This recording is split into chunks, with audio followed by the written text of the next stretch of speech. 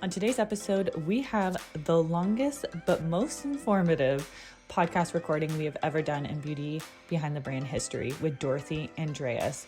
We go into so many topics here. She has so much advice, so many stories with her business, Streamline Success, 3-time best-selling author, as well as just so much insight on hiring, getting to know your business, the story of what to do if your business has literally burned to the ground and you need to rebuild your clientele. Let's dive into this episode because it is definitely something you're going to want to take notes and something you might want to refer back to for later dates. And we will definitely have her back on. Well, we were just talking how much our backgrounds align and how just very similar we are from being raised by hairdressers, starting in the beauty industry at such a young age.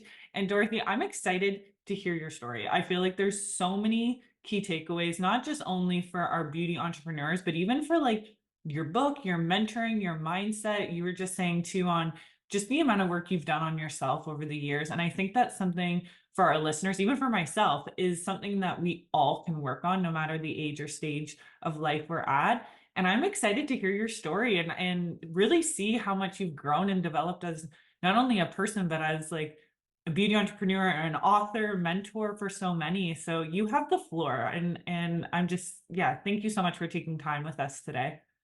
Oh my gosh, thank you so much, Nicole, and thank you to everybody who's listening and learning and taking away. And as I share, if something resonates with you, map it onto your own story and see where you can see the opportunities for what's possible in your own life. So yes, I started very young. My mom was a hairdresser, and really, if I wanted to spend time with her, I would have to be around her, be around the chair. At 6 years old, sweeping up hair and cutting my own hair and all of that. But I never thought that I would be a hairdresser. When I was in 10th grade, a friend of mine who went to the VOTEC school, the Vocational Education School for Cosmetology, asked me if I wanted to be a model for one of his friends who needed a model for the state competition. And, I was like, oh, I was thinking I was going to grow my hair in. And he said, well, just check it out. And I went to the beauty school. He took me. I went in, I met the instructor, I met the girl who I was going to be modeling for. They cut my hair, they colored my hair, and I was sitting there under the hair dryer just watching the energy and smelling it. And it felt so comfortable and so good. And I watched, I was there for, I ended up being there for 6 weeks, probably 3 days a week. And I would watch people sit in the chair and absolutely be transformed. And I thought, okay, this is definitely what I want. So I got into the VOTEC school. Uh, and I remember on our first day, the instructor said, by the time you're 30, what do you want to have created in the beauty industry? And I remembered like writing out this story and saying, by the time I'm 30, I want to be buying my first business. So I think the key is I wrote that down on paper saying, this is something I want to do. And I had never thought about it to that point. So then I started competing. I actually didn't want to model anymore. I wanted to compete. And I found it to be very exciting. Like I never thought of myself as a competitive person. I wasn't sports oriented in any way. I was like often the last kid picked to be on the team. But in hair competition, I could do it in my own way. I could take mannequin heads home. I could find my model. I could practice with her makeup. And I really developed a sense of discipline that I didn't even realize that for so many years, that I had it in my mind, if I'm going to do this, I want to win. And fortunately, it worked out really well that I did go on and win several hairstyling competitions. I got to go to New York and compete in an international organization. And I got to compete in a statewide competition. I grew up in Pittsburgh, Pennsylvania, up against where I was the youngest person on the stage, up against people who had been competing for decades. And I did this really intricate inverted braid. This was in 1979, and it took first place. And I remember being so excited. My head was throbbing, and I had to go give a thank you speech on the stage. And my instructor was there, and he said, just go thank the audience, thank the judges, thank your model, and that's all you have to do. And I walked out, I was shaking, and I'm holding this big trophy in my hands. And this was the first time my father had ever come to see me compete. So at the table was my mother, my father, my sister, her fiance, my boyfriend, and a couple of friends. And I walk off the stage with my trophy, and I thought, oh man, my dad's going to be so proud of me. And he pulled me down and he said, I don't want to see you gloat because you're going to make your sister feel bad. And I remembered thinking, like, oh my God, I'm the one who worked so hard to do this. Like, oh, it was so upsetting. It was so demoralizing. So of course I went out with my friends and partied all night, and my friends who were there saw what happened, and it was, I'm sharing this story as the precursor to something that I'll get into that's a little bit deeper. But so jump ahead, I ended up earning, they offered 2 scholarships a year for people to get their teaching license. I got my teaching license. I was putting myself through college, working 3 part-time jobs, putting myself through college, uh, so I could get certified as a teacher, so I could teach in a public school system. One of the jobs was I was subbing in the VOTEC school where I went to, and you had to be in school to get certified. So during this time, and it was tough. I mean, it was tough. I was like not such a, I didn't love school. I didn't love the process. I didn't love driving into town, finding a parking spot. I was nervous about traffic, and I was exhausted. So this hair salon came up for sale in our community. Now I'm 19 years old. I don't know anything about anything, including that I don't even know what I don't know. Um, I went to meet with the woman and she wanted $5,000 for her business. And I said, well, I know that a friend of mine is opening a salon across the street in that new high-rise apartment building. And what's that going to do to your business? Now, this was 1980. So it was a lot of shampoo and sets, very little hair cutting. There was hair coloring, hardly any nails. Lashes weren't even a thing yet. Makeup wasn't a thing. Spas hadn't hit America. So uh, I negotiated with her. I just said to her, if he opens and that takes the business away, I have to rebuild this business. So, her question was like, aren't you really young to be trying to buy my business? Where are you going to get the money from? And I said, well, I own my own car. I've always worked. I have a car. I mean, I'll sell my car. I lived like a mile away, so it wouldn't be a big deal. And she said, well, how old are you? And I said, yeah, I'm 19, as if that meant something, right? Yeah. So uh, so anyhow, I negotiated down from 5,000 to $4,000 by knowing that information. So I went home that day and I called my parents into the living room, and I was like so excited. I said, I just signed this contract in 7 days. I'm going to take over Her Majesty Hair Salon. And I'm buying it off of this woman, Carol Sabore. And I said, Dad, I need to sell my car really quick. Can you help me sell my car because I've got to get the money? And my dad put his hands in his pocket, stepped back, looked at me, and he said, you're never going to be smart enough to know how to run a business. Like, I just don't want to be a part of watching you fail. Hmm. And in that moment, I basically silently said, F you to my father. I will spend the rest of my life proving you wrong. And Nicole, that's exactly what I set out to do. It's like I have to pretend, I have to put the mask on, I have to put the act on that I know exactly what I'm doing, and this is I know that feeling. right. It's so common for us in this. It's so, let me just tell you, it's so common for everybody. But, Yes. in the beauty industry, it's an image industry. Our image is so important. So, so I sell my car. I walk to work. I get there the first day, and I'm so excited. Like I have plans. I'm going to do some renovations. I'm going to put some potted plants in here, and I'm going to clean things up, and I'm going to serve a really nice brand of coffee every day. And I'll put a little TV up there for the women who watch the soap operas because that's how it was then, right? And so I get there the first day, and I'm like full of myself. And the first client that I had, Florence Winch, oh my God, she was this wonderful, sweet woman. And so I do her hair and she loves it. And there's like somebody else waiting. And she came over to the desk with me. She handed me a $20 bill. And I opened the desk drawer and I went, oh my God, I didn't even think that I needed to get change. And in that moment, I felt like I was going to cry. My dad was right. I don't know what I'm doing. I didn't even think that I had to have change in the cash drawer.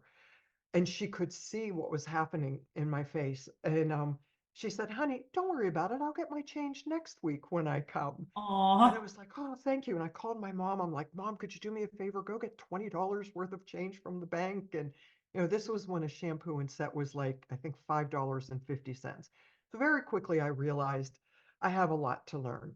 I walked back over. I'm standing there taking care of the second client. And this is like etched in my brain. I thought, okay, I can sink and close up, or I can swim, and I have to learn how to swim.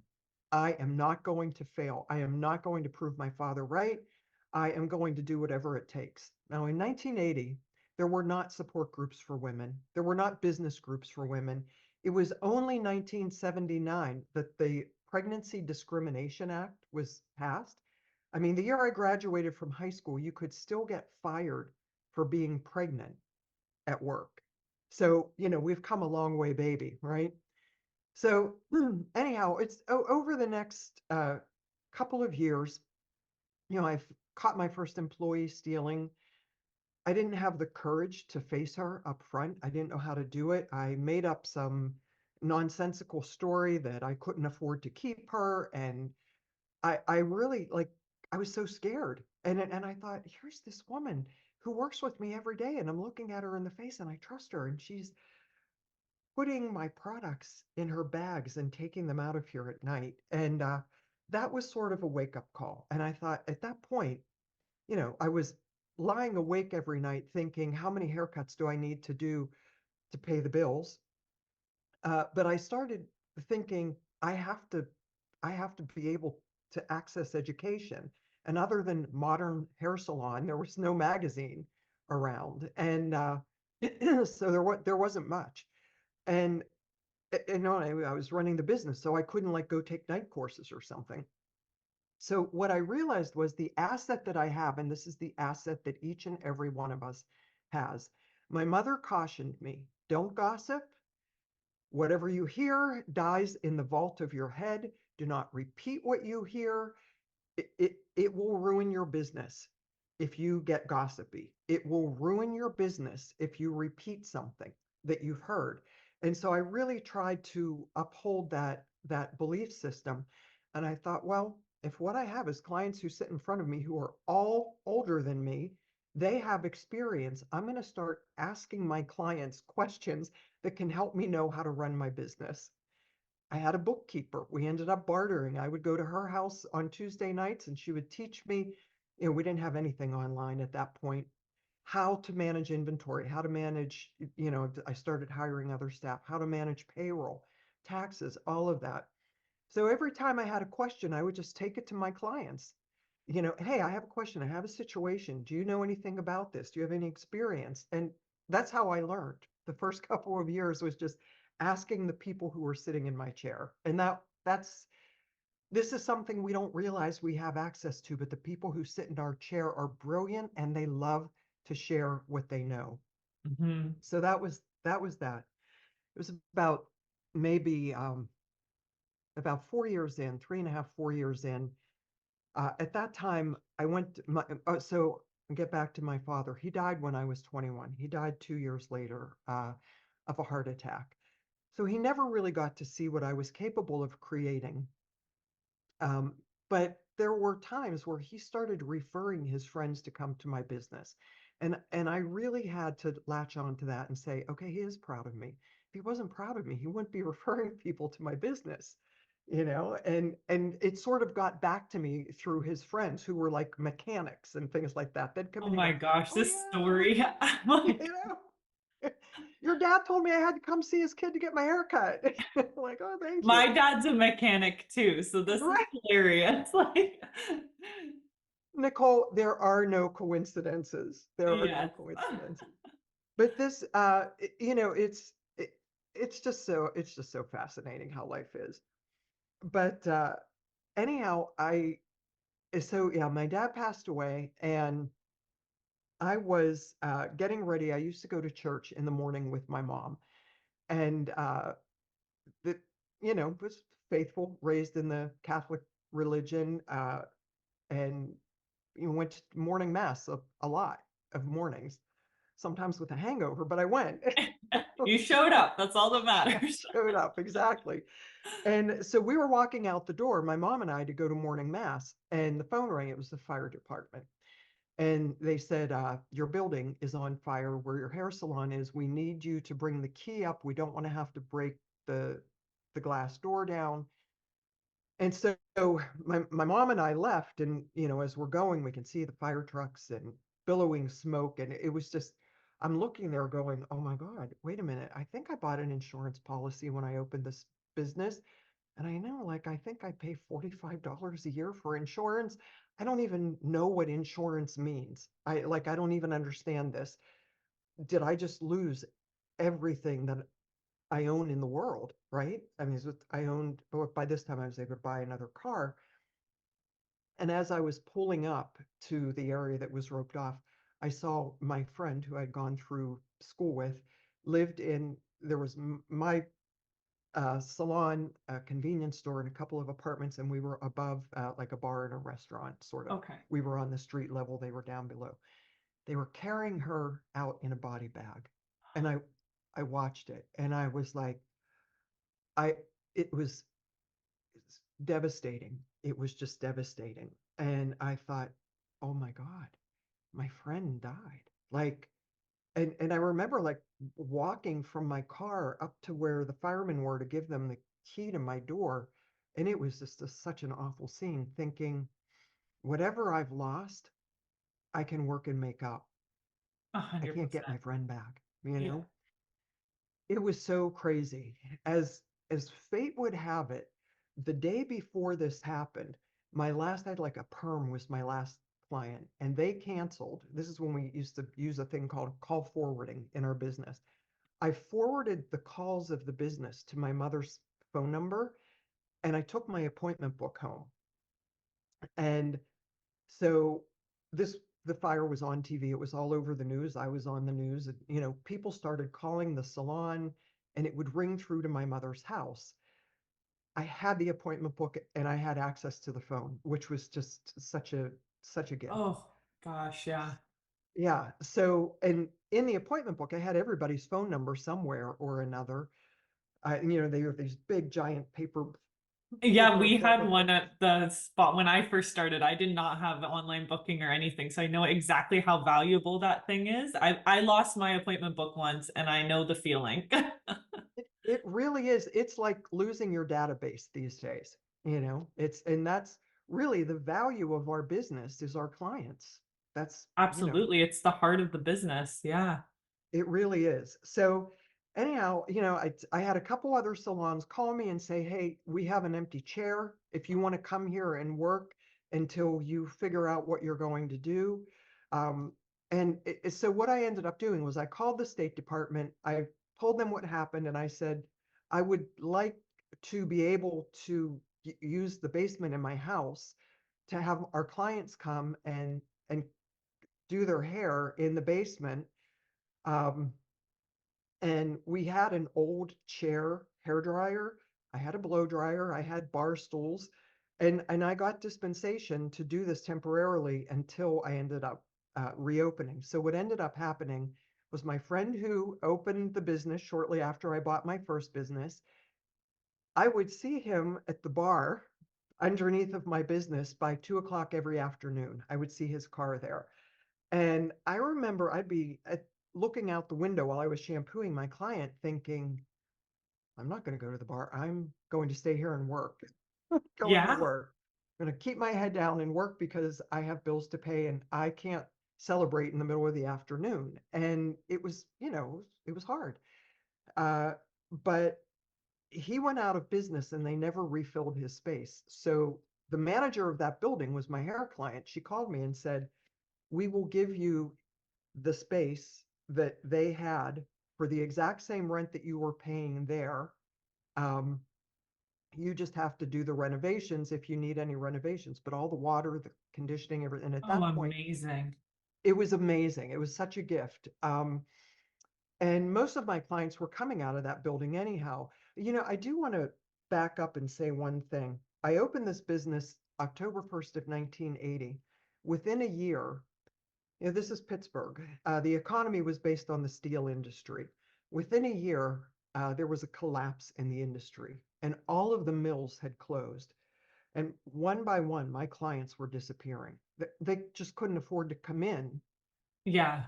anymore. They just Hmm. couldn't do it. And, food banks were popping up, and Bruce Springsteen was coming to town to do charity concerts for food banks. I mean, it was a very bleak time for my city. Um, but one of the things that was happening was medical technology was starting to come into Pittsburgh. My cousin was a nurse. She was beautiful. She had great hair. We permed her hair. It was like big 80s hair. And she always was getting compliments, and she would tell me that. So I thought, I went to her. I said, Betsy, can I leverage the compliments you get on your hair? Let me give you a stack of my business cards. And on the back of the card, I wrote, good for one complimentary haircut. This was my first marketing lesson. Oh, love it. So every time somebody would say, I love your hair, she would give them a card and say, oh, my cousin does it. She's trying to rebuild her business. I ended up rebuilding the entire business within about 6 months, because then somebody would come in, they'd like it.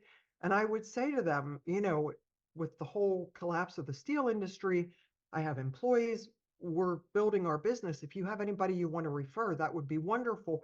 If you refer somebody, we'll give you a free shampoo the next time you come in. Nexus, this is before professional products were also in salons. So Nexus was like my first professional product that I brought in. It was a couple Yep. years until Paul Mitchell was on the scene. But anyhow, we would give away products as thank yous. So going through those challenges, I share these things with you because it's scary, it's challenging, things happen, and I promise you, that no matter what you think your skill or your education or your experience level or your self belief level is, or what people around you say, you have exactly what it takes to overcome every setback. And that really happens when we look at the thing that feels like a setback as a stepping stone. When Yes. it happens and we say, how how can I learn from this to be better? So what were my big lessons? I need better insurance. I need to learn how insurance works. Um, it's like I need to get more clear with my staff about what the rules are here. I Hmm. need to really charge what we're worth. I need to have people help me keep it clean here. So I started learning so many of those things after the worst tragedy in my business, so early on, turned out to be just feedback of what I could do so that might not happen again. Let's have a sprinkler system every time I open a location, right? Yeah. Yeah. So anyhow, I was in that location for a couple of years. I met my first husband. We fell in love. We got married. We had a baby. The marriage fell apart. We got separated. Um, and in that time, I was just desperate, grasping, looking for love, looking for whatever, looking for anything that I could find. And I made a lot of mistakes. I made a lot of wrong and bad, well, I made a lot of poor choices. And I think, again, in this industry, we are attracted to it for a certain reason. Yes. And, psychologists will say you pick your career based on what you couldn't get for yourself as a child. And so if I bring that to my own self, and each of us have a variation on this theme, I watched my father fawn over my older sister and always tell her how beautiful she was and how pretty she was and how smart she was. And I would be standing there going, what's wrong with me? I must not be pretty enough. So the ability to make people feel special and pretty was like, it was such a driving factor for me. It was like, it was more important than the business end of it.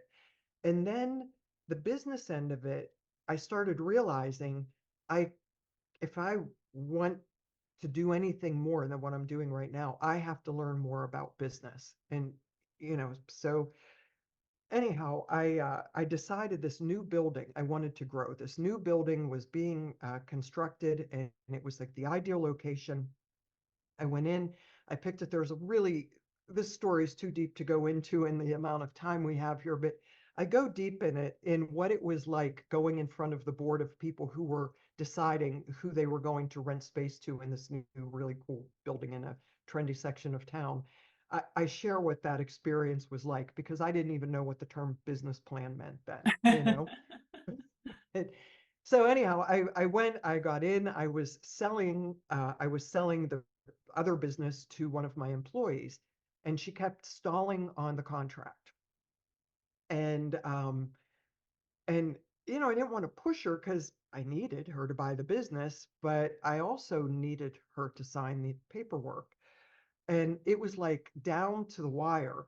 And the manager of the building called me and she said, "Hey, you've been cutting my hair for a lot of years. Your lease is up in a couple of weeks, and I know you think that this girl is buying your business. I just want you to know she came to me and said she's not going to buy your business. She's going to wait for your lease to run out because she knows you're not re-signing it, and she's going to make you an offer on your equipment and your client list." And she said, "I'm just letting you know, I think it's not really right that that's happening." Oh my goodness. And I didn't know what to do. I mean, Nicole, I was like, oh my God, it, is she going to win and I'm going to lose like what I've built here, what I've built up? At this point, I had 4 employees, and we weren't making a ton of money, but I was making a decent amount of money, and the staff was being well paid and everybody was happy. And I called a friend of mine who we graduated from beauty school together, and she went on to open her own business. And I said, Donna, what do I do? And she said, well, you have to fire her. And I was like, oh my God, why didn't I think of that? Of course, I went into beat up mode. Well, how come I wasn't smart enough to think Well, about you're that, in right? that like fight or flight, like you're not thinking straight. I know that feeling of like the emotion. You're like, I got to make a decision, but like you almost need that person to remind you that, oh, right, yeah, that's a decision, right? Getting feedback from a trusted person is so incredibly important because, Nicole, I love what you just said. I love what you brought into this conversation. When we're in it, in the heat of the emotion, it's emotional for us and it's bringing up all of our lifelong stuff that's in there. And it's sometimes a little bit challenging to think rationally when we're emotional. It's almost impossible, just like it's impossible to think creatively when we're Mhm. in a state of fear. So, anyhow, I called a trusted friend. She said this to me, and I didn't sleep at all that night. I went in at like, it was still dark outside in the morning. It was like maybe 5 o'clock in the morning. I took a big box. I packed up all of her stuff and I thought, this is the last thing I want to do. But, so she walked in, looked me in the eye, hey, good morning. And I stood up, I picked up the big box of her personal belongings, and I said, I need to let you go. I said, I'm really sorry. It's been awesome working with you for the past 5 years. I've loved you like a sister. And I understand that you're not going to buy the business. And I need to let you go. Yeah. And she started to cry and said, what are you doing to me? I said, what were you trying to do to me?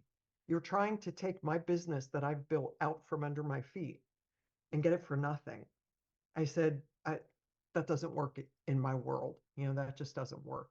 And I let her go. Some of her clients left. She went Yeah. to work somewhere else. And now what do? I have a brand new baby. He was literally like a couple months old. Um, I've, I'm opening a new location and I've got all my clients at this other location I thought I was going to sell. I ended up working it out, sold the business to a couple other people, and it was fine. Lesson in that, I named that Andreas Hair Designs after myself. It's harder to sell a business when it's attached to our name. A So hundred when I percent. opened, right, right, because it's we're going to be the face of the business anyhow, but it's harder to sell, which is why my consulting is called Streamline Success. It's not Dorothy Andreas Consulting, it's Streamline Success. Mhm. Because if I ever want to sell that, it can't be about me. Hey there, beauty entrepreneurs and self care enthusiasts. Are you looking to enhance your beauty business with a top tier lash serum or simply seeking to elevate your own beauty routine? Look no further than Muskoka Beauty Lash and Brow Enhancing Serum. Proudly made in Canada, our serum offers the perfect blend of nourishing ingredients to naturally enhance your lashes and define those gorgeous brows. Whether you're aiming to retail a sought after product or enhancing your personal beauty, Muskoka Beauty has you covered. And here's an exclusive offer just for our podcast listeners. Enjoy a fantastic 15% off discount on your order. Simply use the promo code podcast15 when visiting muskoka.com to claim your savings. Again, that's promo code podcast15 for 15% off our lash and brow serum. By the way, it is our best sellers, so can't wait to see your before and afters. And this is when we think that the business has to be about us.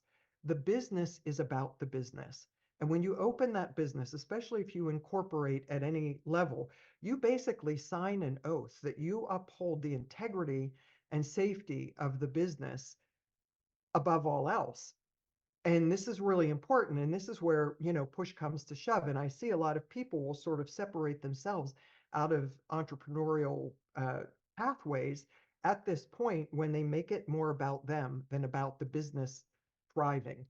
And Oh my gosh, that's gold right there. Because I feel like my dad was actually the one that helped me name my spa Muskoka Aesthetics, and he owns a marina, and he was saying that because it was like Mania Marine, so it's our last name with the industry. And he said that he's like, it's hard when you go to sell exactly to that point because you're selling the business, like, or you're selling the name aligned with the business, but people have to basically rename it, and then they're having to rebrand and kind of start over in a sense without them even knowing what company they're coming to. Like that's what I think of like with roll-up companies. If people come in and buy a bunch of companies, they realize like, you know what? They really don't even know who's running this business. It's the name, everything stayed the exact same. So that's great advice for someone looking to start a business, as well as someone who's even thinking about maybe rebranding or remarketing, or if they're having to like incorporate or anything like that, trademarking. That's a great point, Dorothy. Like I think that's gold right there. thank you so much, Nicole. Well, I ended up opening that business. I called it Clip Salon and Day Spa. So this was in Oh, love it. 1986. My oldest child, who's now 37, was 6 months old at the time. And, you know, his dad and I, we were still like in good shape at that point. But it was a beast. I ended up selling the other business and that paid off a lot of my loans for the new equipment. And we were in a sort of trendy area. And at that time, facials weren't really a big thing. Tanning was really just hot, getting hot at that point. And my tanning bed was the only one for miles around. We opened a nail station, then we opened another nail station, and we were primarily doing hair. And I started out with 6 stations, and within a couple of months, we were out of space. We were adding hours. I was exhausted. I was behind the chair full time.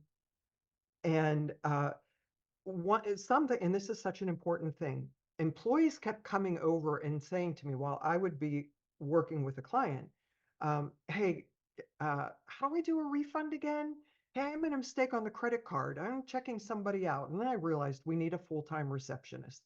We can no longer just take turns answering the phone and step away. Once we hired the full-time receptionist, it changed so much. And that was like a big, because I was looking at it from a point up until then of, oh my God, I'm going to have to pay somebody, well, at that point, like $1,000 a month just to answer the phone. This is not a person who's producing money for us. But what I realized was that receptionist really was a person who was producing money for us because we talked about when she was booking, how could she upsell on the phone? Um, and that it ended up being really great. It took pressure off of us. So I was like, okay, notice this, I learned something. And then I started writing down the questions that I was getting the most from my staff. So then I have a staff meeting And I said, here are the top 10 questions. I've printed them out and I've printed the answers. Each of you get a copy of these top 10 questions. I'm going to keep it behind the desk. You can't interrupt me anymore when I'm with a client. That time is sacred. People are paying for that time in the chair. You can't be asking me. And I know that you need the answers. We're going to try a different structure. That was a really good move. And so, for anybody who doesn't have like a operating guide or policy and procedures manual in your place, and you go, oh, that's for a corporation, that's for a big company, that's for IBM, that's not for me. I promise you it is for you. I don't care if it starts out with 10 questions on one piece of paper. That's where I started.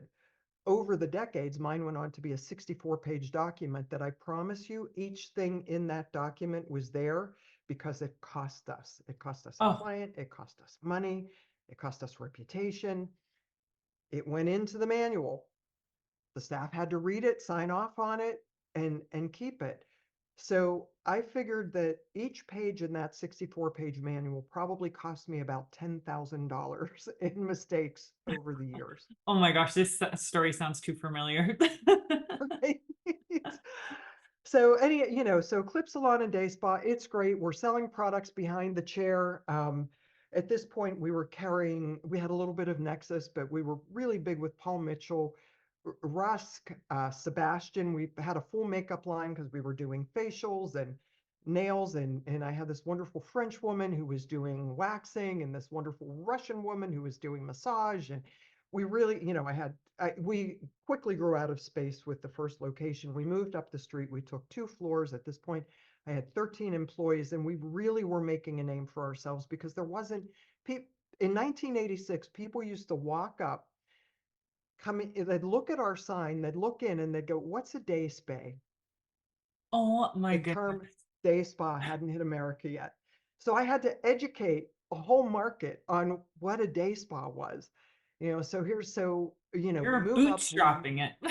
Bootstrapping as well as innovating. Like really, you were creating something that wasn't even in existence yet. What was that when it was like trying to onboard all those services? What was kind of, because you are a hairstylist by trade, what was it like hiring something that you didn't know, like a new service and offerings?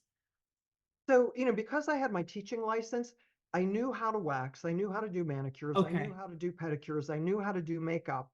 But this was now we're like mid 80s. People are starting to get their nails done. true. People are Yeah. starting to pay attention to these kinds of things. They just didn't know it all came together in a place called the day spa. Um, but so when I started hiring the massage therapists and then we ended up having like a stable of massage therapists who were on call, and whenever clients would book, would call them and just see what they were able to do. When I very first started that, I said, at that point, you didn't have to be licensed to be a massage therapist in Pennsylvania. In fact, that didn't even go into effect for another 20 years after that point. Now there is a licensing body in Mhm. that state. But, um, I said to the massage therapist, I would like for you to give me massage. In exchange, I'll cut your hair, I'll cut your family's hair. But when you are massaging me, I want you to be training me. So, because we're Oh, cosmetologists, smart. it's equivalent to nursing school for the most part. We might not understand pathogens the same way, but the organs and the systems of the body, we have to learn that to pass our state board. So we all already have that understanding. So as they were explaining to me what was happening, I was absorbing this, and because I feel like a teacher at heart, it was easy for me then to get massage therapists together and train them, me doing the actual technical training, physical training. This is how I want the massage to happen. I want it all to start face up with our hands, our clean hands on a clean face. I want the client to know you've washed your hands in the room before you touch their face. I want them to feel that. If you sneeze, you've got to step away, wash your hands. Let the client know that. You cannot sneeze and put those hands back on a client. This was in the 80s before we knew anything about COVID or anything like that, right? So it was really interesting, and we were doing really high percentages in retail, and we had a system. We had staff meetings where the staff meeting is at that point, I had an open book policy. The staff saw every penny that came in, they saw every penny that went out. And I really needed them to help me understand, like, even though I was driving a Volvo, I wasn't getting rich out of this business. My husband had a good job. And there's always that fear for the owner. Oh, I can't look like I'm making too much money. And I've had that myself. And then there's always that concern for the staff. We're working to make her rich. She's getting rich off of our other 50%. Mm-hmm. And until the staff actually sees, and look, if they really understood it, they would be your competition. They're not. They're not going to, the staff is not going to understand numbers like the owner does. The manager might not even always understand numbers like the owner does, because the owner is the one who has to sweat on a Monday night. How do I cover payroll on Friday? The staff sees it from their perspective, which is limited to being an employee. And without employees, we cannot exist. So they deserve all the equal respect as the manager, as the owner, as the laundry assistant, as the cleaning crew. Everybody gets equal respect, and everybody also gets equal communication. And whatever communication in your business looks like or needs to be, it's your responsibility, because it's your baby. Mm-hmm. Oh So my gosh. There's so much to like, oh my gosh, there's just so many things in what you just said because exactly to that point, like I drove the oldest car in my parking lot for a very long time. And then my partner ended up gifting me a vehicle and I was almost upset because I was like, I don't want it to look like I can afford this or this is because I've been raking in all this money from this business. To your point, it's like, okay, we're scrambling sometimes to try to pay our source deductions, our taxes, to pay payroll. Like, I don't think the stress and the time and the money, like I just started paying myself a salary this year and I've been in business for 9 years. And it's like, what in that they don't see, right? And like you said, it's not even management sometimes can understand that, or even as me, sometimes as the business owner, really understanding and being able to be transparent and being okay. Because I feel like for you, you were beyond your years, and even now, like really having that open book policy, because a lot of spas and salons still don't do that. What is like what was kind of your mindset deciding to do that? What was like, because no one was doing it. That was not even a common thing even now. yeah, it was scary. I mean, it was scary, but I remember thinking, like, I mean, this was decades ago, but it was like something happened, and it was like I was walking past the break room, or they didn't see me or something, and I heard a comment to, like, where's all the money going? Yeah. Yeah. And I remembered thinking, oh my God, I- I've got to show them where the money goes. And so in a staff meeting, I said, I'm going to open the books. Now, later in business, I didn't do that, because what I did learn was a lot of the staff, when things were really tight and I was taking the money that I was earning standing behind the chair cutting hair to pay taxes, not to Yeah. pay myself, but to cover the expenses, it was scary for them, Yes, I could because see that. yeah, we're Mm. risk takers, right? We're Yeah. we're risk takers. We do whatever it takes. If that is not the mindset that you're in, our job as the owner is to meet them at the mindset where they are. So eventually I started to see that when things were lean, the staff would get nervous, and they would sometimes talk about that with their clients. So eventually I ended Oh. up, but I did this for many years, and I really think it's what helped us grow. And one of the areas that we needed to grow in was retail sales. And everybody was like, I'm an artist, I'm not a salesperson. Oh my God. Yes, I've heard that. Right. And so I really, now also right around this time, so I opened the business when I was 19. I opened the first day spa when I was 25. When I was 27, so we know how, like, we get somebody as a client and they're really happy, and they refer their friends, and we've got these like circles of friends who come to us. And that was very apparent. And also in my salon, we had a pretty clear policy that I had to get my staff to understand. If you called and asked for an appointment with Angela at 10 o'clock and Angela was booked, we would say, do you want to try Linda or Kelly? They're also open. I had to work hard to get my staff over that. You're giving my client away. It's not your client, it's the business client. I've had this conversation too. Yeah. Yeah, and eventually I had to change my compensation model to a base hourly rate with a commission structure. And I give an example of that in the book Build $1 Million Beauty Business, but it's whatever compensation structure works for you, but it has to work for you. And so yeah, so anyhow, what we started doing in our staff meetings was what I realized was so many people come to service industries with a money mindset that is based on stories they heard growing up. So if you grew up in a family where you heard money is the root of all evil, you know, Yeah. he's filthy rich. She's filthy rich. The money went to her head. The money went to his head.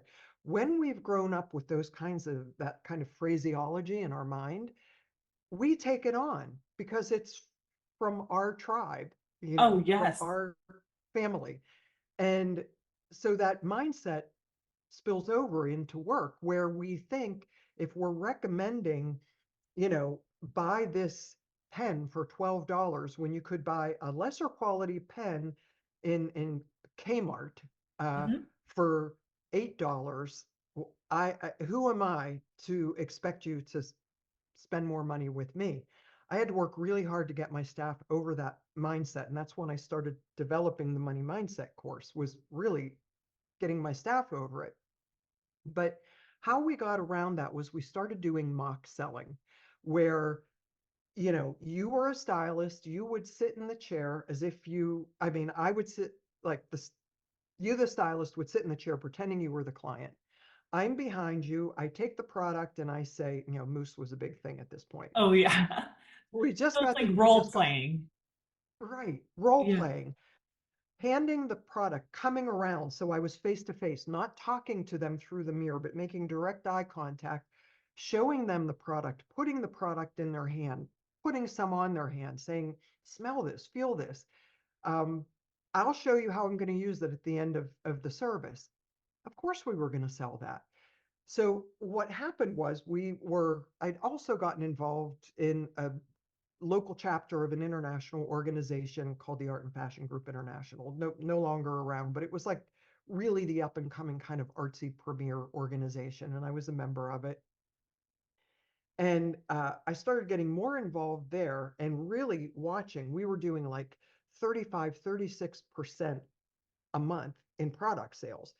And we were winning all the clocks, the mugs, the capes, the everything was branded with the logos of it. And what we were really doing was standing behind the chair and developing trust, using the trust with our clients who trusted us with like pointy scissors half an inch Yeah. away from their eyeballs and brains, right? Talk about a trust level. There it is. We're impacting the way that they feel about the way they, when they look in the mirror for the next 6 weeks every day based on what we've done to them. That's trust. That's trust that we often don't give ourselves credit for. So that trust began to be exploited when it was at that time called Phantom Salon started opening up, and you could go there and buy licensed products without really a hairdresser being on staff because they had a licensed chair that might have Okay. been empty in the back of the room. So this was what was going on in the industry. By this point, we're now into the 90s. And I'm a part of this organization and I start speaking out about this. And I get elected as the Pittsburgh chapter president. And I always believed, long story for a different day, that whenever I would get any kind of recognition or have an opportunity to use my voice, that I would give back to the homeless community. I was never homeless, but it's a story, but I had a Yeah. situation that was very uh, enlightening, like a divine message that happened one day, years earlier, thinking if I'm ever going to have my voice heard, I'll use it to bring attention to the homeless community here. So I get elected as the Pittsburgh chapter president. Our first meeting, I have all the biggest names of the biggest salons, bigger salons than me in Pittsburgh. We get together and everybody's saying, oh, we need to do a fashion show. And I said, you know what? We need to change the perception of the beauty industry because right now we're often viewed as purple hair, gum chewing, sort of wacky people who aren't taken seriously. And while not all of us are, some of us are, but there's a perception. The movie Shampoo in the 70s didn't help us. If you're a guy in the industry, that you either have to be gay or you have to be in it to see you can sleep with. I mean, there are so many stories around the beauty industry, and I really was committed to increasing the level of professionalism. So I said, let's do a fundraiser for homeless children. Now, everybody who was at the table, we were cutting the local celebrities' hair, the newscasters, the sports people. They were all our clients. So we get everybody on board. They start donating signature stuff, and we set up this event.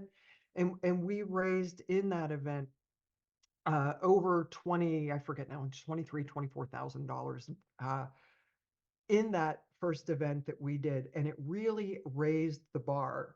We got a ton of press coverage around it. And that, so at this time, I'm in this organization and it's a global organization. So I go to our regional director, Peter, in New York, and I said, I don't see enough structure in the foundation of this organization. Let's get together and meet. The important message of this is we all need support. So belonging to, whether it's iSpa or Les Nouvelles Estique or whatever it is that you can belong to and get to these meetings where you can collaborate, because content is great, but collaboration is always better. So I said to Peter, can we have a meeting probably in New York because most of the chapter heads are, that's central. We'll pay for our own tickets to get there. We should even pay for, if the organization doesn't have the money, it would be great if you could at least put us up. But let's get together and talk how we can put structure in the organization. So we're in there. Now, mind you, I'm there, little girl from Pittsburgh, no college degree, just grinding. I'm grinding, right? By this point, I have two children. My husband and I had a separation. We get back together. We get pregnant with our second child. We have our second child. We're sort of in that. And business is going really well. It really is going, it's going well. So we get to New York and I'm sitting there. I'm in the, like at the round table, and there's maybe 12 or 14 people. And these are the biggest names from New York, the biggest names from like Atlanta, Philadelphia, a lot of men, couple of women. And so I just start asking questions. And I'm like, okay, I might, I'm thinking to myself, I might sound stupid for asking these questions, but I need to understand this. And so I'm asking questions and it's opening up discussion. And I go into the ladies' room at a break, and I'm in the ladies' room and I'm the first one in the stall.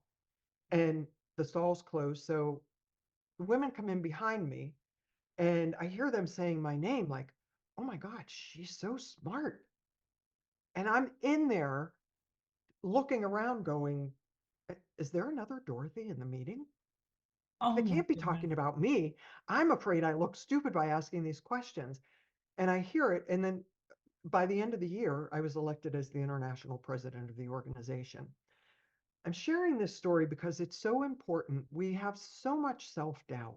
We have so much doubt around ourselves and what we're capable of, what people think about us. Letting go of that doubt and understanding that that story only lives in our head is so important. And sometimes it takes therapy. For God's sake, I spent 30 years in therapy, right? There's so much self-doubt. The other thing that I started getting back to, I'm sorry, I'm jumping around here, but so much I want to share with the listeners. One of those circles of friends that I had, I said to her one day, I really love it when your friends come in. Our conversations are so deep, they're so different, they're so juicy. Like they're I love just at a that. different level. And she said, oh, we've all done landmark education. And I said, what's landmark? And she said, well, it used to be EST. I'm like, oh my God, I always wanted to do EST, I just to read about it. And it sounded like this sort of crazy thing, but it's, and she's like, yeah, we'll come to a thing. I put myself in Landmark Education, which is a very intense self-development program. Massive epiphany, saw so many things about myself that I realized everybody else saw. I just thought I did a better job of hiding it. You see how you show up in the world in this course, and then you get to take action on it because it's no longer a blind spot. That was a pivotal thing, putting myself in that self-development course. I stayed there for many, many years, How old were you when working you on did myself. that? 27 when I first Yeah, did that. It that's a was after, perfect age, to be honest. yeah, it, after my husband and I had the first separation, I was making some bad choices. And I thought, I don't I love my family, but there's a lot of stuff that goes on behind the closed doors of my family that I don't like. My dad had affairs, and somehow that was normalized. Mhm. Like it was that era. Yeah. I saw manipulation. I saw, if you're cheating, you're lying. And it wasn't that my dad wasn't a good person. He was a wonderful person. It was his wound from his father. And what I really started to think was this is all generational behavior.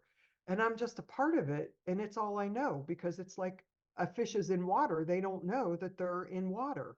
I'm 100%. taking myself out of this and I'm Mhm. going to do the work on myself. And that was a decision that like was like get the vomit bag ready, right? There were many Yeah. days I had to really face my demons in the mirror, but thank God I did because the freedom is on the other side. So anyhow, while I'm growing the organization that I'm with, while I'm, involved with self-development stuff, I have a coach, I'm in coaching programs, I'm, raising children. Um, it, our house caught on fire. And I had just amassed this wonderful stage wardrobe because I was going to spend the next year emceeing events for this organization, around the world, going to other countries and representing us at Haute Coiffure Francais in France and, needing to have all the clothes. And all of those clothes got ruined in the fire.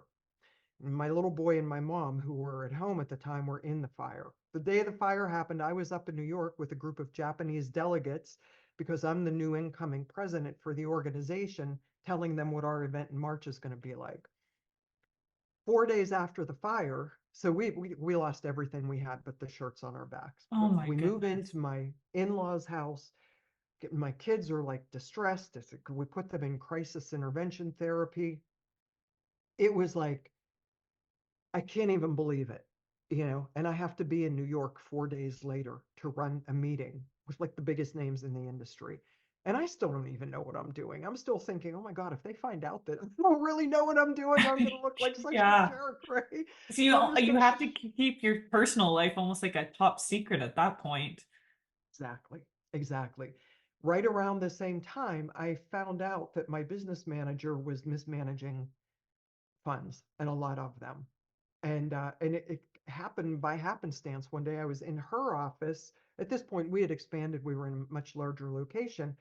And I'm seeing these little numbers written in the corner of the paper calendar on her desk, little tiny numbers, 97, 147, 66. And I'm like, there's nothing in this business that those numbers could correlate to. Nothing. What do these numbers mean? And I trusted this person like with a blindfold on. So I walked up to the bank and I sat down and I said, she's doing all the banking because I'm traveling a lot and I just want to make sure everything's okay in here. And the teller said, I think you need to see the branch manager. I went into her office, sat down, and she said, do you know you've been bouncing checks for the past several months and you've bounced 12 checks so far this month? And I had the checkbook with me, the big old clunky checkbook. I opened it up and I said, no, look at this. We have like $4,300 or whatever the number was in the bank. She said, no, you don't. Let me bring your account up online. And I said, what did you think was happening? And she said, she kept coming in here and saying, she's so busy. She's so consumed. She doesn't want to know about this. She doesn't want to hear about this. Those numbers represented what was being taken out of my business. Oh my goodness. Yeah. Yeah. I'm assuming you had to let her go and have that hard conversation as well. Like, Yeah. I So can like imagine. so that I left the bank, I went on a Monday when we were closed, went back to the business, called a locksmith, had the locks changed, um, went through her office with a fine tooth comb, got everything that was hers, put it in a box. She walked in the next day in her mink coat, right? Her mink coat. It was still a sign of wealth to wear a mink coat then, right? Um, and and I said, I have to let you go. I said, I went to the bank yesterday. I said, there's thousands, tens of thousands of dollars missing. How could you do this? And she looked at me with the dead serious face and said, you never told me not to. Oh my gosh. What? People justify their behavior. Nicole, I'm telling you this. That I'm so glad it used to be an all cash business. At this point, it's a points credit card business. We have Yeah, very little cash. yes. When it was all cash, I mean, I remember days when I went on to open a much bigger location. We had $30,000 cash days around the holidays where people were buying gift certificates. I couldn't leave the desk Yeah. because I'm like, I mean, I would be putting money in a retail bag and locking it in my trunk and coming back in thinking, if somebody walks in and holds us up, we're done, Yeah. we're done. And I Hmm. had multiple locations where I had to really vet those managers because they were managing the same amounts of money, you know. Oh, And, by this time we're all online and it was easier to see certain things, but the it was trust, crazy. like that's the part that I have a hard time too. Like I mean, we've had it's the way of the industry, right? People come and go, and then you have to kind of rebuild. Even spa managers too. It's like you have trust in those people. Like sometimes I laugh with my spa managers. I'm like, I talk to you more than I talk to my partner. Like it's funny how you just create that environment with them, and you have that trust. Because I'm one of the people, and I'm sure you're very much the same, Dorothy. Is you see the good in people. You want to give them the benefit of the doubt, but when that happens to you, your trust, you just start. I almost am at the point where sometimes I'm really seeing my relationships where I'm like, I don't even get that close with people anymore because I have been burned so many times. And it's like how to get that trust back into people, but then they also have to earn that trust with you too. Nicole, I'm so glad you brought this up. And I mean, I'm going on a little different pathway, but this is so um it's it's just everywhere in the beauty industry. I can look back at each and every one of these situations, of these relationships. I loved them. I trusted them. I viewed them like the sister I never had. Yes. And really, in retrospect, and this really came from the self development work, I had to really see I attracted in my deepest wound. Mm. I Hmm. attracted the person who, on the surface, gained my trust, but there was an agenda there that was very selfish, very manipulative, very self serving. And every time, I think I felt it, but I never wanted to really admit it. I Yes. remember, probably the last manager that I had to fire for theft. Um, it was it was intense. When we were in the interview process, I had this very slight nuance, the gut feeling, this feels too good to be true. Yeah. She's got this amazing retail experience. She's got great people skills, but there's something off. But I'm going to go for it. And boy, within weeks, I was telling her everything about my personal life. She was involved in everything. And that was like kind of like, didn't I learn this lesson before? Didn't I learn this? You can't get too close. And here I was doing it, and her husband was a contractor, and he was doing jobs at my house, and it was like I just opened up the castle, right? And it was I could really look back and see that that little feeling was always there. And in coming to understand emotionally, psychologically, what was I doing? I was believing somehow that if I brought these people in and I could have this relationship work, it fixed the part of me that got hurt by my older sister. It fixed the part of me that got taken advantage of as a child. It fixed the part of me that didn't get respected or loved if I could have it work with this person. And it, of course, it could never work with that person because the issue wasn't with that person. The issue was within me. Why was I still looking for validation from somebody who represented something to me? And that's, I mean, this is what self-development work brings you to learn. And I don't think that I could have ever grown any of my companies. And, I started 9 of them. I don't think that I ever could have grown any of them. I couldn't have scaled them. I couldn't have had successful exit strategies without doing the work on myself. And here's how it pays off. When I sold my spa company, sold it, we were slated to sell it during COVID, and then COVID happened, and it ended up happening at the end of 2020. The first employee I hired in 1997, here we were 23 years later, was still working there, as was almost everybody in the company had been with me for decades. That is what understanding yourself and who you attract and why you attract them does. Also, I mean, we could go into a whole tangent here on the interview process, the onboarding process. You had spoken earlier in our conversation, you had brought this up, so I'm going to speak a little bit to it.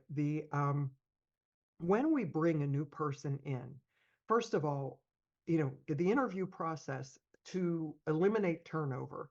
The Mm. first year in that spa company in 1997, I had sold the other businesses, and hadn't started the online gift certificate company yet.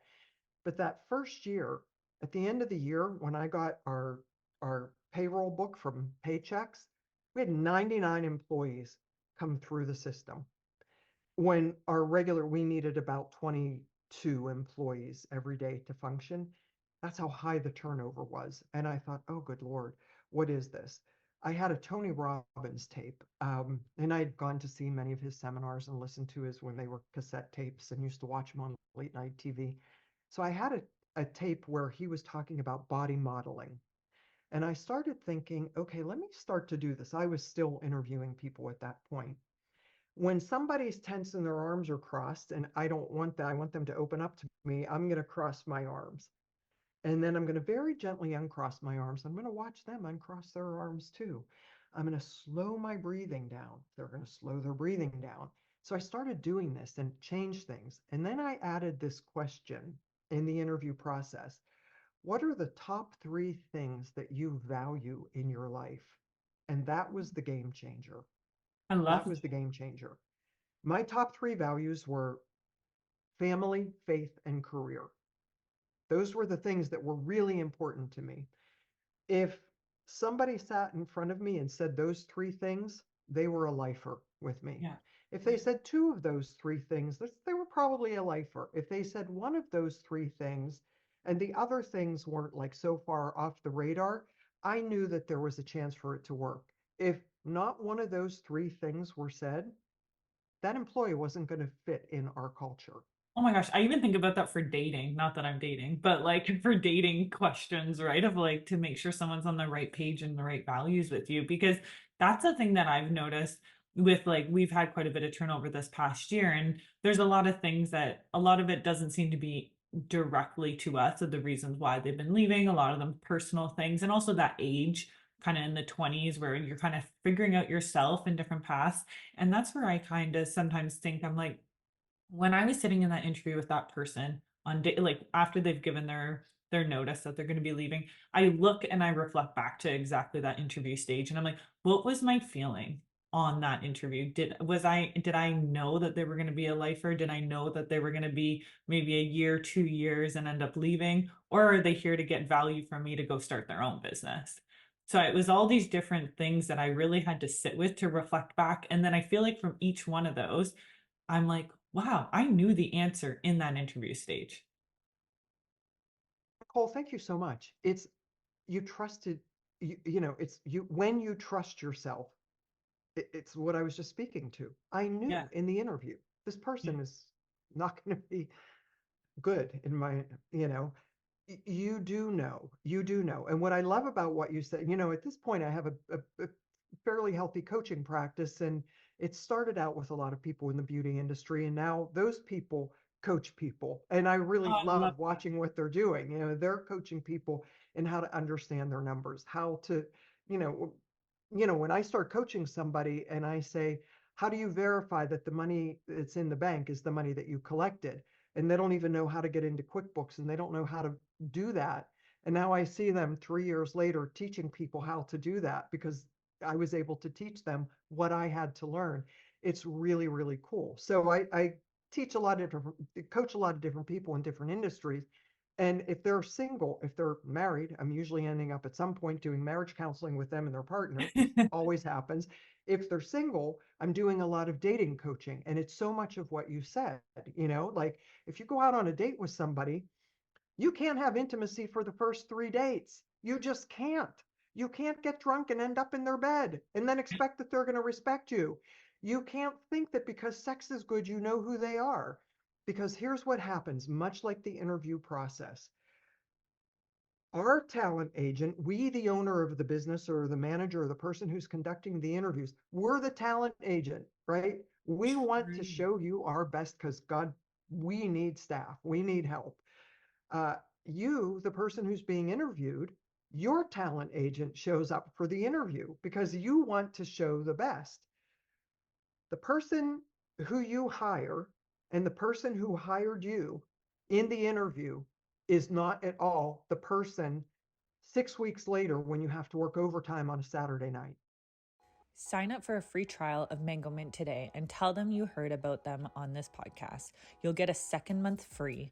We highly recommend you jumping on board of Mangomint because it has changed our brick and mortar and our spa location for the better. It has taken the guessing work out of everything with their reporting, admin, and clients absolutely love it. So make sure to mention that you listen to this podcast and they will give you a 1 extra free month. So that's 2 extra months that they are offering you through Mangomint. There is no risk. It's easy onboarding and their customer service is absolutely outstanding. So make sure to email them today and hear more about Mangomint from our podcast. That is so that's brilliant. You couldn't have said that any better, Dorothy. I feel exactly what you're saying. And it's one of the things like what you said about like opening your home, opening up that castle to someone too. It's like you really do want to keep your own it's a hard thing where you want to like open up and feel like open to them, but then at the same time it's like you have your own personal life that you want to keep separate. Like I had a really hard time with that even with our wedding of like not inviting some of my staff members to my wedding, even though I think of them as like my sisters. We've been working together. I see them every day, but then it's like this is my personal life and then this is business. And having kind of that validation, even having people in my home, I'm like, I almost don't want them to know where I live or how I live or what my house looks like. It's like kind of creating that divide between. Space. It's space because at the end of the day, when they're unhappy with you, the information that they have about you, they could use against you Exactly. because they need to justify their decision, whether you caught them stealing from you or they're stealing your client list or they're just leaving you and going down the street for a 0.5% more as if that's what really matters in life. But, until there's a lot of life experience, especially when we're dealing with younger people, they just don't know yet. And it's Yes. not bad or wrong. They just don't know yet. And our job is to help guide them and counsel them. And if they choose to leave us, that they do that with dignity and grace and respect. But if they're not mature enough to do that, they've got to justify their decision. So they'll often think of these crummy things and they'll turn it into a story, especially if they're trying to get other people to come with them and they triangulate, which is you can go look that word up. I don't want to go into the description right now, but this is very common in the beauty industry. Triangulation is a psychological concept where I don't want you to like the boss. I want you to come with me because I'm opening my own business. So here, let me tell you every ugly, sordid thing that I know about the boss, but I'm going to sort of put icing on the cake of that Mm-hmm. ugliness. So you lose trust in her and you come with me. It's very common in our industry. So how do we avoid all of this, right? How do we alleviate this? How I did it was, and again, hear what I'm saying, create your own formula. This is the formula I found that worked for us. Was we really strung that interview process out to a four-part process. Okay. Yeah. In that process, there was the initial interview. We're nervous, they're nervous. We might be getting interrupted. If it's the person at the desk, they're answering the phone. And while they're answering the phone, the person's sitting there looking around, going, if the interview went well, values where there was alignment, their schedule was open to when we needed. The second part of the interview, they came back and they were with staff. They hung out with staff. Now, you have to trust your staff and you have to train your staff to be able to do this. The staff knew any question they ask you, you get to answer freely and honestly. And if they ask you a question and your answer is going to be a negative answer, I want you to bring that back to me and we're going to work that out so that that doesn't have to be a negative answer the next time. I need the feedback. If a potential employee says to you, I'm just going to make one up, like, who cleans the spa? And you have to say, well, I hate it because we clean every night and the schedule, I'm not making this up, this actually happened and it's very common in the industry. you know, Three of us clean and one person always has to catch the bus. So that, what's that potential employee hearing? Oh my God, I'm going to have to pick up their slack. That's what they're hearing. What they're also thinking is, well, management doesn't have a grip on the routine here. So, when that kind of stuff happens, you get to come together as a team and work it out as a team. Because if the staff has input and buy-in in the process, they're more likely to carry it out. Where if they're just told, you're cleaning on Monday and you're cleaning on Tuesday, and and that's the way it is, and then they get resentful. It creates a whole messy, sticky situation. So that interview process includes the staff get off property, go down to the coffee shop, go walk around the block, show them how people get to our parking lot, show them here's the banks we use if you want to change your banking to this area. Get comfortable, get casual, because you are now going to be on the same team as this newcomer, and you have to be comfortable with them. The potential employee is going to act way differently with their peer than they are with you, their boss. And this is where like the truth starts to come out. And the staff would ask them very specific questions like, what do you love? What don't you love? What scares you? What intimidates you with clients? What do you really love? How do you feel about selling? Because we sell in this business and we're comfortable with selling because we're inviting the client to take the experience home with them. We've gotten over feeling like we're trying to milk them for more money at the end of their appointment. What we're really trying to do is have them have the best result they want, the best skin, the best hair, the best nails. That's the approach we have. Are you comfortable stepping into that environment? And that's between the staff and the potential employee. I'm out of the, I'm out of it at that point.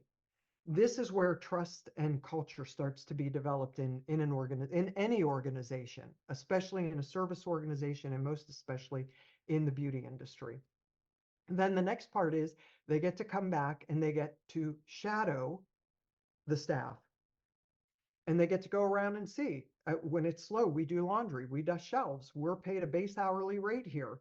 Here's our percentages. If we get a repeat request customer, we get X percentage. If we sell products, if we sell aromatherapy, whatever it is, we're making money, and we're getting big tips because we conditioned our clients to leave a lot of gratuity by having a check-in sheet, because the spa industry was new and people didn't know how to act in a spa. Welcome to the Sewickley Spa. Here are answers to the most frequently asked questions. Question number 10 was, how do I leave gratuity? And we had the answer there. And we were one of the first spas in the country. You can't leave gratuity on a credit card.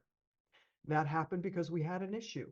People were it was unbelievable. Other, spa owners would see me write about this in magazines where I'd be called upon for an interview and I'd weigh in and say, we don't take tips on a credit card anymore. This was before we had Venmo, which makes it easy.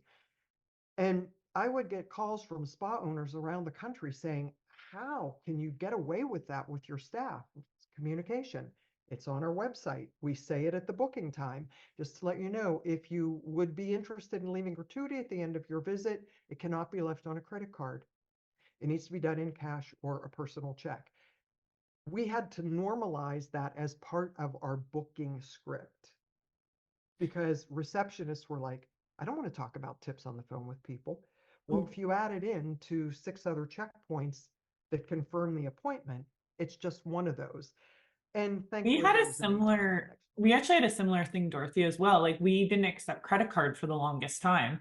And it was just because of the rates were insane. And like as a small business, and especially myself starting my business at like 20, turning 21, it was like I was like struggling, same thing with the bookkeeping and accounting and numbers and all the things. And that was something businesses were like, how are you getting away with this for so long? And I'm like, it's not getting away with it. It's the communication. Clients know. Even now, we've accepted credit card for the past 3 or maybe 2 years. And well, no, maybe a year actually. And they still think they can only pay debit or cash. I'm like, no, we're accepting. It's just we had our clients trained and we had that open communication with them. Something else that I was there anything else that you had that was along those points as well for the interview staging? Well, okay, so here's the other thing, and I'll wrap this one up with this. Once once all of that works out and they've passed the technical tests, they've done the services on you or your staff members, whomever, everything's right, and you hire them. How do you really integrate them into your business? Because especially with management, if you're bringing a manager or you're leveling up somebody who's been a great employee, but you now want to give them a different designation in your business, the communication is absolutely necessary of how the staff is going to accept this person, what they know about them. Because here's my thing, I call it the MSU rule. When people don't know the information, the facts, the details, the truth, they tend to make stuff up. MSU. The more people make stuff up, the more drama there is in your business. The more information, truth, and facts that you give to your staff, the less story there is. The less story, the less drama. And this, I mean, this is really, this could be a whole other this could be a whole day workshop, right? But I hope I've put enough detail in there for people who are struggling with turnover to do that. And having exit interviews. Really, an exit interview is so, and people really aren't always that comfortable giving information in an exit interview.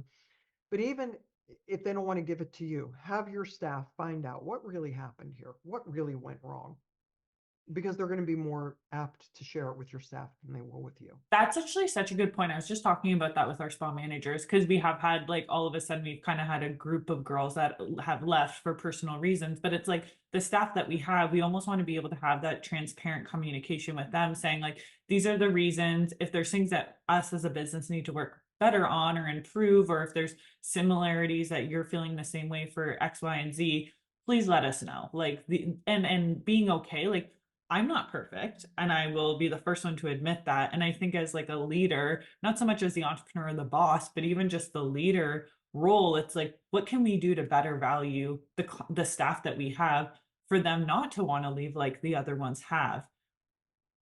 This is such a great point, because if we don't recognize what's going on, we can't fix it.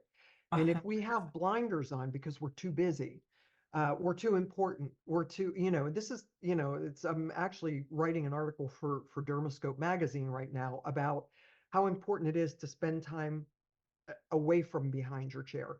You cannot run your business if you're only working in your business. You can't work on your business. And making that entrepreneurial journey, so many of the things that you and I have talked about through this interview, Nicole, the emotional component that as you decide to step up and step out, that all of your friends who didn't decide to do that, all that's happening is when they are not able to support you, and they might be undermining or sabotaging you and you don't know it. I mean, hopefully they're all supporting you, but you are representing, like you're like the mirror and the reflection back to them of what they're not able to do or they haven't yet had the courage to do themselves. And again, justification. People justify their negative thoughts about everybody. Mm-hmm. It's just part of it. So thank you for bringing that point up. That's a really Yeah, important point. because that's the part where I'm at in my journey of entrepreneurship, and especially in beauty, is I'm not in the treatment room anymore. I've stepped out for quite some time now, and that's where the part is struggling. And I've had this conversation as well with our spa manager saying, well, the spa would probably run better if you were here. And I'm like, yeah, but that's like almost like me reversing back. I'm like, I have to, right now I'm outreaching trying to get hires. I'm like, that's like a full-time job, setting up interviews, reaching out to people. Plus, like we have a whole other product line business that we run, but it's part of like them seeing what I'm doing for the business, even though I'm not physically there. It's a really hard balance for people trying to get out of the treatment room or behind the chair, like you mentioned. Yeah.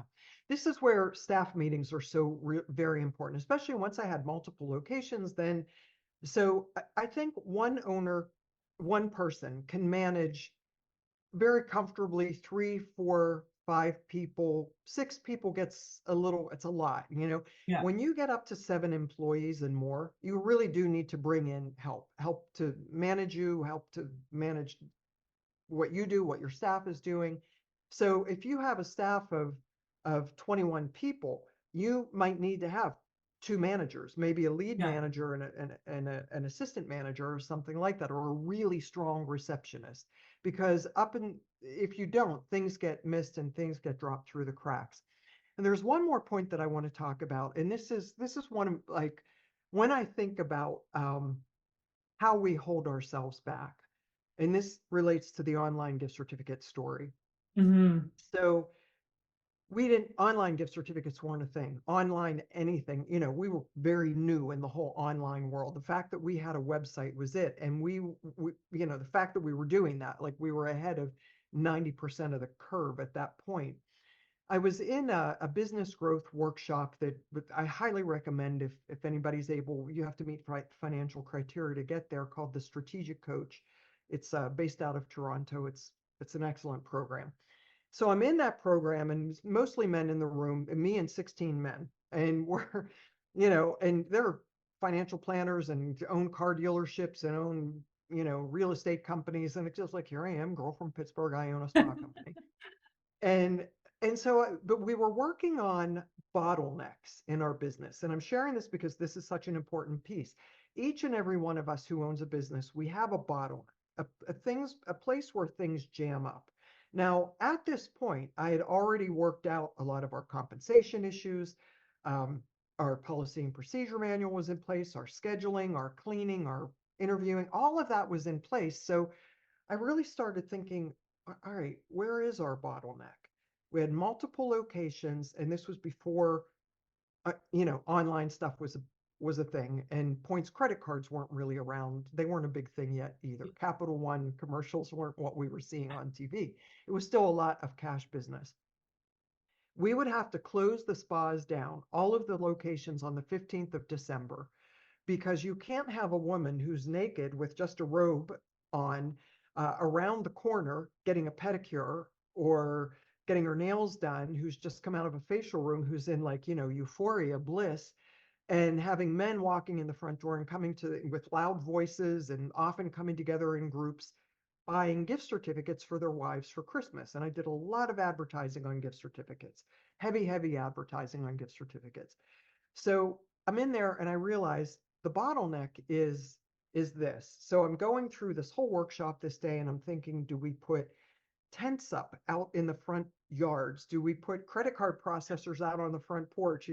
What do I do? Because my whole staff from the 15th of December up until Christmas Eve was no longer doing any services. I was paying them to help us process gift certificates. We had stations where people would print the certificate, number the certificate, stuff the envelope, address the envelope, stamp the envelope, take it to, I mean, it was like a factory in there. Oh my And goodness. that was really the bottleneck. So I started thinking, what if you could, like a virtual location, go to my website and click a button and print out a barcoded number gift certificate. So I bring it to my business group in Toronto, and all the guys are like, oh my God, you have no idea what a lifesaver that would be on my wife's birthday, on our anniversary. This would be great. I come back to Pittsburgh and I start interviewing code writers, and people were laughing at me. Online printable gift certificates? We won't see that for 20 years. Like, oh my God, Dorothy, that's a great idea, but that doesn't happen. I even met with the company who did Dell computers, who did their website, Dell computer website. Yeah. The guy was based out of Pittsburgh who built the Dell websites at that time. And I had a meeting with him and he said, I get where you're going with this. I really like the idea that something like a barcoded or numbered gift certificate could be printed off of a website. That technology doesn't exist. It will cost you about $100,000. It's going to take us about a year to build it out. And I can't guarantee it's going to work exactly the way you want it to work. And I remember walking away feeling so defeated, thinking, am I crazy? Is this a crazy idea? So I was also in a women's business group called Women Presidents Organization in Pittsburgh, a group of 20 business owners. We met once a month. And they knew what was going on. I was trying to overcome this issue. So one of the women said, hey, I know a group of kids from Carnegie Mellon University who might be your answer. I met with these three guys, brainiacs, told them what I wanted, and said, can you, for $20,000, rebuild my website, write the code, write the program, so we can do this? And they're like, give us 6 months. So we Oh started my testing it. It starts working. We're all testing it. We're all buying gift certificates off of the website, and I'm handing the cash back to the God. employees because we're the test market, right? So leading up to Christmas that week, the, like Christmas of that week, I changed all of our billboard advertising. I took our phone number off and I just put our website really big. Changed our TV commercials. I did the voiceovers. This holiday season, you can purchase and print a gift certificate from the convenience of your own home. This was a concept that didn't exist in our world yet. And Wow. this was really exciting, and I'm like, it's either going to work or it's going to fail, but I have to try this because I've spent a year trying to get this thing built. So we changed it where our phone number wasn't anywhere. So you were driven to go to our website. You landed on our website, and there was this big splashy burst that said, purchase and print your gift card instantly. People would click on it. It would take them to the buying page. They would print it out. They had beautiful options. And there it was. They would print it out. And in the program that they built, it would pop up. And so when we left the spa Christmas Eve, normally I was there till 11 o'clock at night for last minute stragglers. And, my husband and I were divorced at this time. He had the kids Christmas Eve, he'd bring them home when I left the spa and would wake up with Santa Claus and all that. But anyhow, we closed at 6 o'clock that night. I said, we've just got to see. We put a big sign on our door. We changed our voicemail. And I woke up about 6 o'clock Christmas morning and I get my coffee. And this was when we still had these big boxy computers that took up half of our desk. And I walk in there, I turn the computer program on, and I see them coming like contractions every 2 minutes. Oh my. Orders are coming in, $100, 200, 500. We'd done $21,000 from 6 o'clock Christmas Eve until 6 o'clock Christmas morning. And I'm standing there. I woke my kids up. I'm like, oh my God, it worked. It worked. It was the most exciting thing. So we started putting press releases out.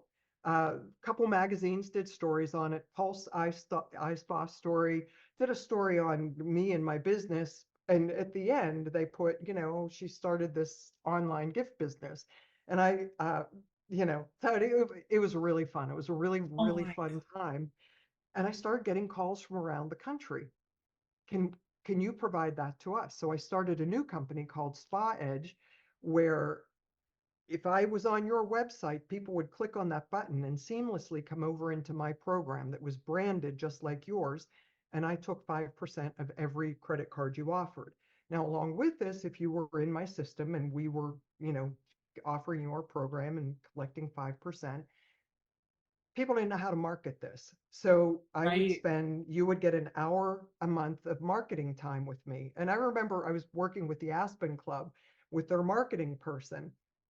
And I looked at them and I said, I think if you make the subtle shift and you put your leaf aspen logo right here in the middle, it's going to change what people see when they see your ads.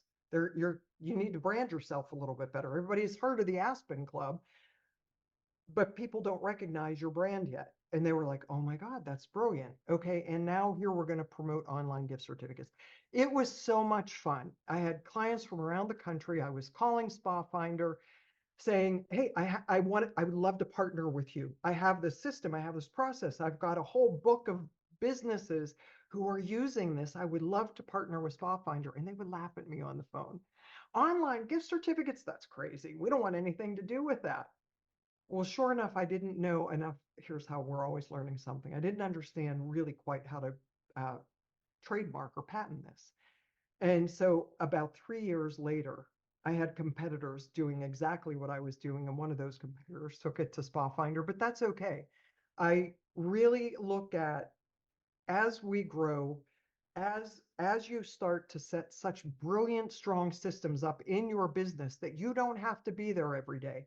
If you aren't always creating a bigger future for yourself, you're going to get bored. And when entrepreneurs get bored, we get ourselves into trouble. We make messes because we have to keep ourselves busy. So the important thing So is, true. yeah, right. So, as I evolved, how I had to really take myself out of services was my mom had a stroke and went into the nursing home. That's another long story, but I realized there was no money. Her accounts had been wiped clean by a sibling, and I had to pay for this. And I remember putting my head down and going, "Oh dear God, I don't know if I have the skills to be able to make enough money to pay for this, but I don't want my mom in a state-run home." Yeah.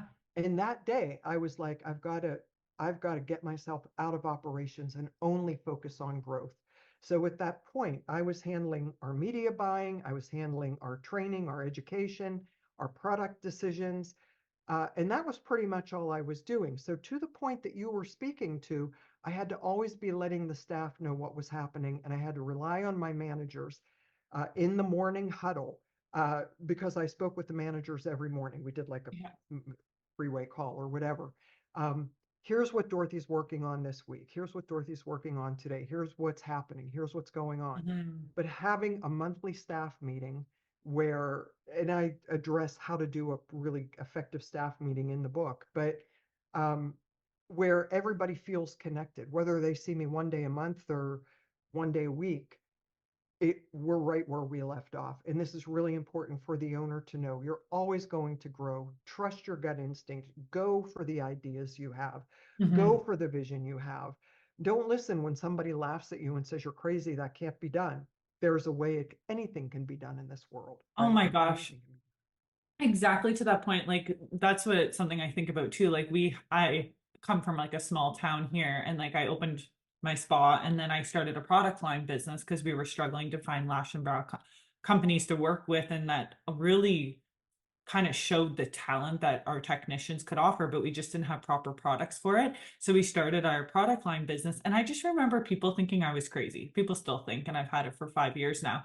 And it was exactly kind of what you're saying with the technology. It was like, I'm like, I'm going to create this because we need it in the industry. And this is what's happening. But it's like overcoming that fear. And like back to the beginning of this podcast, proving people wrong. That is like my favorite thing to do. And even when times get tough, like, yeah, we're in the middle of hiring right now, but I had a great call with my spa managers. They were having a really hard time with it and they were being upset with themselves. And I'm like, guys, we are always going to figure it out. I'm not stressed about it. Of course, it's setting us back, but like, we're making room for better things to happen. And that's what I'm seeing in this conversation we're having today is that's a huge part of it, right? Like really believing in the future that it's gonna work out, you're gonna prove people wrong, and really just keep pushing. Like exactly if you get no, no, no, no, there's gonna be a yes there that's gonna be transform the entire way of the future of what you're doing. And even to your book too, I feel like there's not enough resources like a book. Like there's a lot of bios and things like that, which I absolutely love, but really how to run a spa. And if you can talk a little bit more about your book, just to kind of tie up today's conversation, I think that's where people, like, I could talk to you for hours. Like, I just am so in love with your story and just all the things that you stand for. I feel very connected with you, and our stories are very similar, and exactly how you run your business is how I run mine. And I think for the book too, for people who want to actually do mentoring with you, coaching, read your book, where kind of some of the places they can find them, or some of the things that are the key takeaways that you really provide for your mentees? Yes, so there's a couple ways to reach me. Send me an email, Dorothy, Dorothy, at streamlinesuccess.com, all one word, Okay. Dorothy at Streamline Success. On LinkedIn, I'm under Dorothy Andreas. On Facebook, it's just my personal profile, Dorothy Andreas. I have a Streamline Success page there too that Perfect. We I can have link all of that. Instagram and TikTok, and I have a great VA who works with me on that. I give her the content and she puts it out. That's great. But the best way to reach me is there. I'll get to the book in 1 second, but I did want to offer your viewers a gift. If you go to my website, streamlinesuccess.com, there is it's going to ask you for your information, and you get like some really free good stuff that's just business Amazing. stuff. But one of the programs that I sell on there, and it's a program that I've done for a long time, and I priced it low because it's money mindset moves, right? Okay. I priced it low because most people who have money issues don't have a lot of money and don't understand why. They're waiting for their ship to come in, but they don't understand that they're the one who gets to build the ship and drive it right to the bank, right? And it's so deep. The money mindset is so deep. So this course, I run a workshop a couple times a year called Money Mindset Moves, but this course is the highlight of that course. I would like to be able to gift that to anybody who's interested in it. And if they send me an email, Dorothy at Streamline Success, and just put like money mindset or Yeah. money or something around money in the subject line, I will email you that 1 hour recorded. It's like a 5 or 6 part course. I'll do that. Oh my But with gosh. the Thank you book, so much. yeah, thank you. When I was writing my first book, this was 6 years ago, and it actually came from a conversation with a neighbor of mine who said, Dorothy, you've been in the beauty. I'd been a keynote speaker for many years, going into universities on, business growth day and running workshops, running conferences, running my own time management course for people in the beauty industry and entrepreneurs in general. Had been doing a lot of that kind of stuff. This was in 2017. I have this conversation. So all of this was pre-COVID. I'd been a public keynote speaker since 1995 was Oh my my gosh. first one. That's amazing. So he said, you own these beauty businesses. My husband and I owned a restaurant with over 100 employees at that point. And he's like, we had great management team, great systems in place. Systems are such a critical piece to it, that I had a lot of time. What do you want to do? And I said, well, I love speaking at industry conferences. I love speaking to the staff. I love speaking to the owners. I think I want to do more of that. And he said, you need a book. And I said, well, I've had a book in my head. So everybody thought my first book would be about the beauty industry, but it really wasn't. It was called Streamline Success, which is my consulting practice.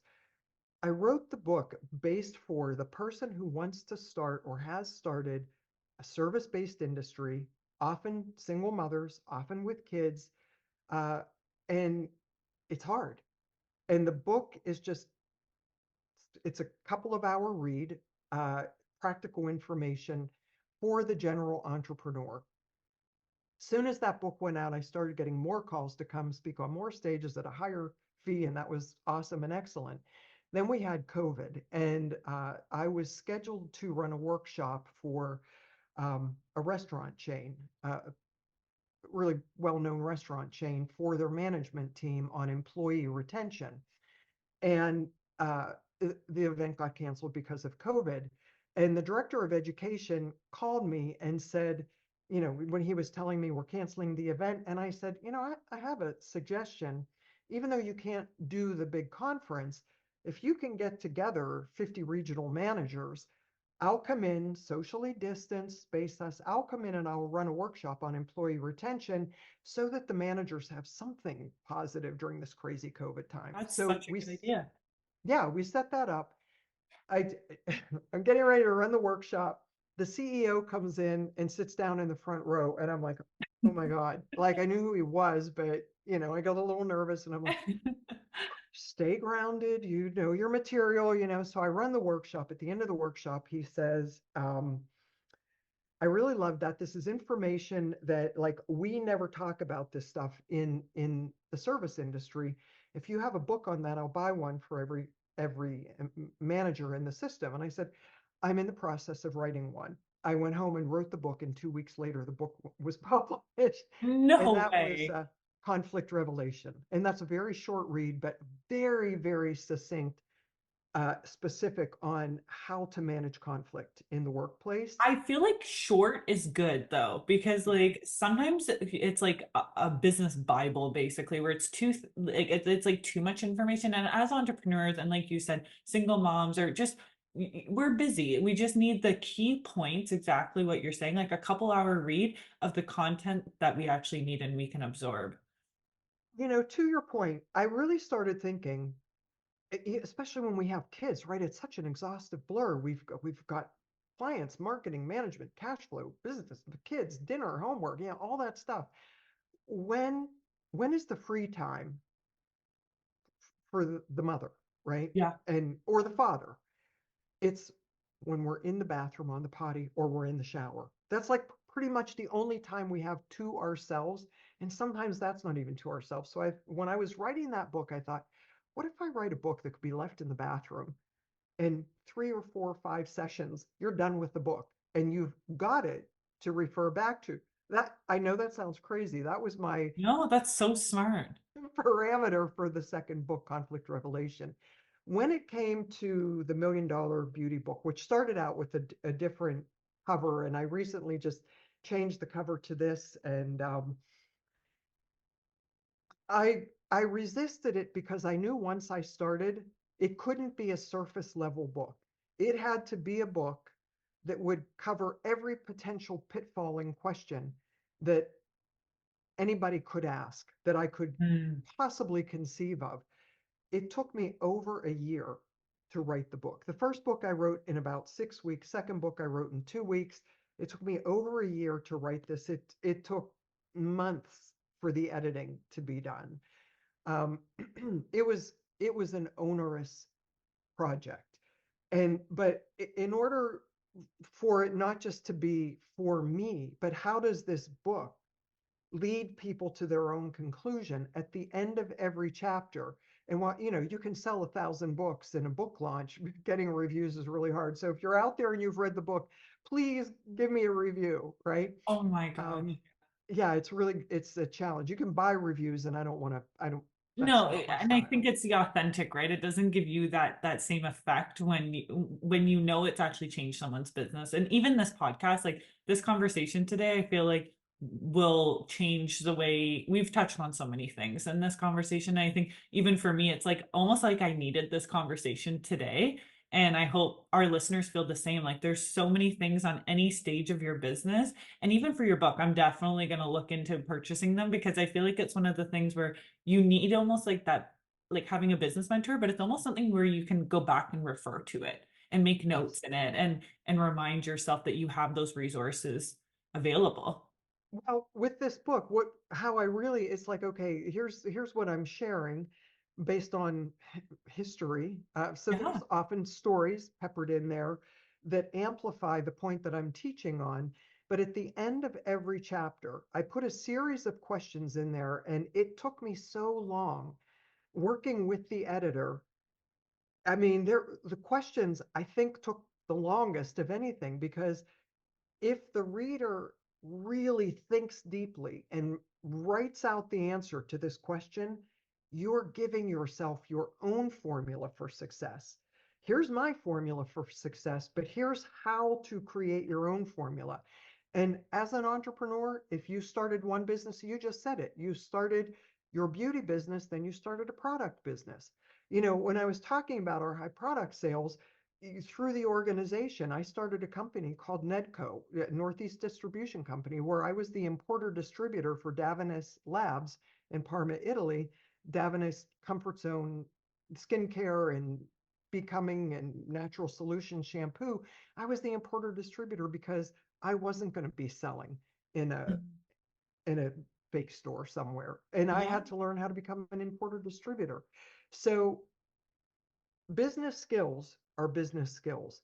When you are comfortable with your business skills and you've built such a strong system that you don't have to be there every day, you got to go start something else because Yeah. otherwise you'll get Yeah. yourself in trouble. Oh my It's gosh. just what happens. Yeah. That's exactly how I feel too. Like there's times where I'm like, am I on the right path? Am I making the right decisions? Is this like as an entrepreneur, I feel like you're all the if I could write down all the things that went on in my brain in like an hour, people would be mind blown. Like it's crazy.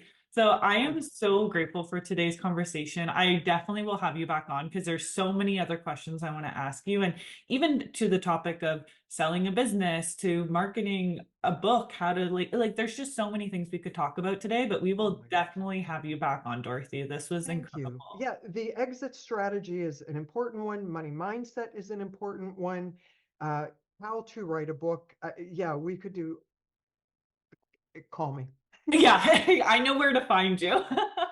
Thank you, Nicole. Thank you. This has really been an honor. Thank you. Thank you for letting me really go deep on some of the stories that I hope really connect and resonate with the audience, and that you can see what's possible for yourself uh, through this conversation. That Nicole, thank Oh you my, for gracing me with this opportunity. I you're really such a appreciate it. good storyteller. I have to tell you that. As you were talking, I was just sitting there like I probably looked like I had a blank face the whole time because I was trying to visualize and I could see what your spas looked like and I could see Pittsburgh. Like you're just so talented in what you do. And I'm so grateful for this conversation today. And we will be in touch very soon, I'm sure. Thank you. Thank you. Thank you.